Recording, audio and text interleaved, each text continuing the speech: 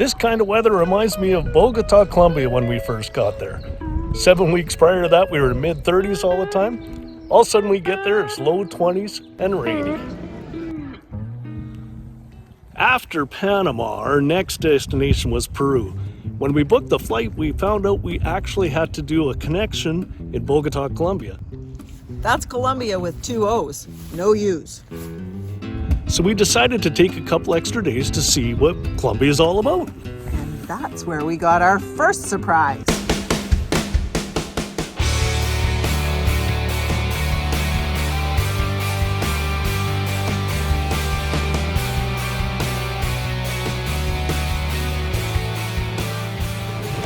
We just entered Bogota, Colombia, and we just learned something new.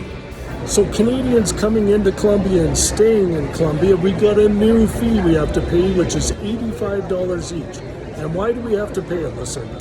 For reciprocity reasons, due to the imposition of the charge for the imposition of biometric data to Colombian nationals that Canada performs in our visa process. Thank you, Mr. So it's a retaliation charge for what we charge Colombians now. After we cleared immigration, we made our way to the hotel, Hotel Capital. This hotel included airport transfers and it was very reasonably priced. And of course, once we got upstairs, the only English movie channel had Clear and Present Danger on with Harrison Ford. Welcome to Colombia.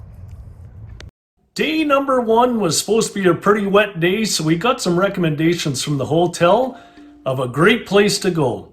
So we used their driver service and they took us to the old town of Bogota.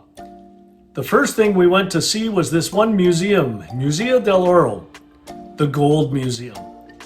And we got ourselves a walking tour in the headsets in English, of course. And what a great museum, just full of history.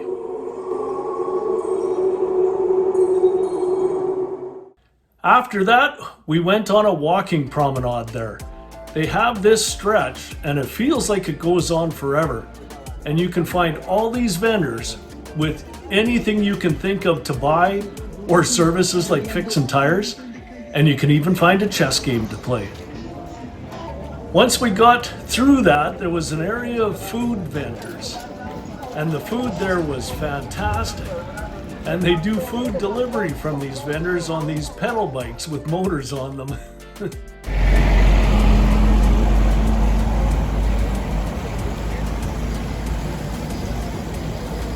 Once we got to the end, it started raining pretty good on us.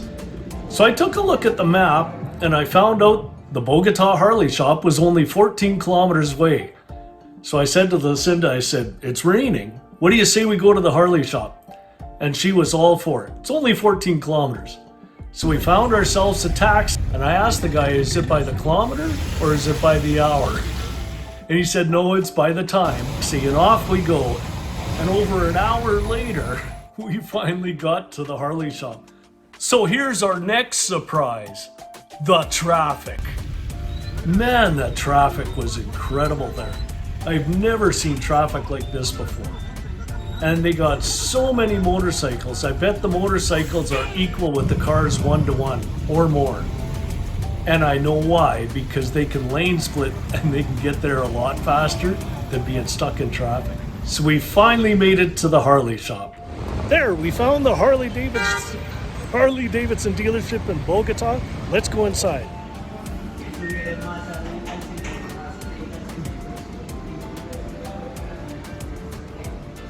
So that was a quick trip because our taxi's waiting for us.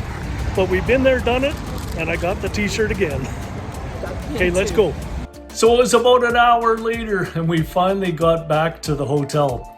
And I was pretty nervous because the taxi was running on a meter and I asked the guy, is it by the kilometer or is it by the hour? And he said, no, it's by the time. So I was pretty nervous about what the cost that was going to be. But at this point we figured out, well, it's going to be whatever it's going to be. Once we get back and he converted the meter into Colombian pesos, and once we converted it to the American dollar, it was only $15 US for 2.5 hours in a taxi. Unbelievable. So I gave him a pretty good tip. Day 2 was predicted to be much better weather. and we decided to go back to the old town area of Bogota. We were heading to Monseratte, which is a mountain in the middle of Bogota, and it's visited by lots of people. There's two ways to get up. You can actually hike up or take the gondola. Takes about an hour and 20 minutes to hike up, so we thought we'll take the gondola, but the lineup is really long. Yeah, so once you get on, it takes about 4 minutes to get to the top, and it's about an 850-meter climb. It didn't feel that fast. It was really nice.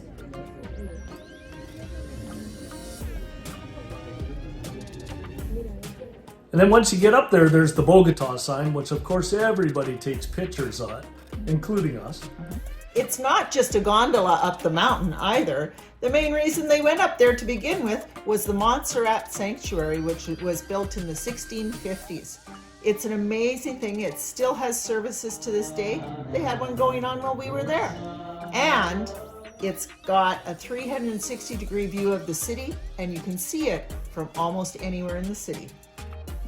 But when you go around the corner and you get up to that stone fence to overlook the city, holy cow, what a view. It's a hazy day, but look at this view. Wow. There's Bogota. Surprise! Bogota is huge.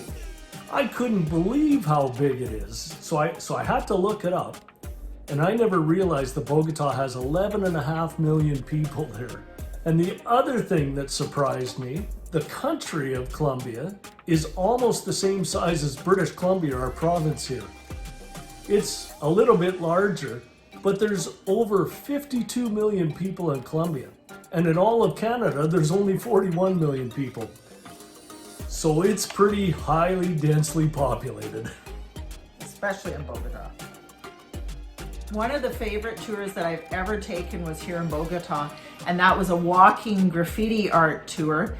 We went with capitalgraffititours right out of Bogota, met them close to the Museo del Oro, and the reason we did that is because their company, the guides, are all graffiti artists. So we met Diego right outside the museum, had a great group, and then we walked all around downtown to see the many different kinds of art. Now, some of these pieces are done as social justice pieces with different groups coming together, but all a person really needs to have to be able to do graffiti on a building is the permission of whoever owns the building. So there are lots of individual pieces here, and there is many different styles of graffiti here. One of my favorite was on a huge, tall, high-rise, and it had the faces of 4 children.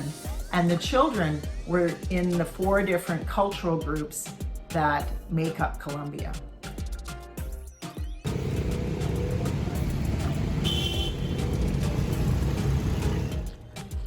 So Colombia was full of a bunch of great surprises. Including that it's a major international flight hub to lots of places in the world. And flights are actually cheaper out of there. So we might have to actually go back to Colombia someday just to experience more of it. Great. For now, what's next, Lou? We're going to Peru, baby. Cusco, and then Machu Picchu. Okay, we'll see you on the next videos.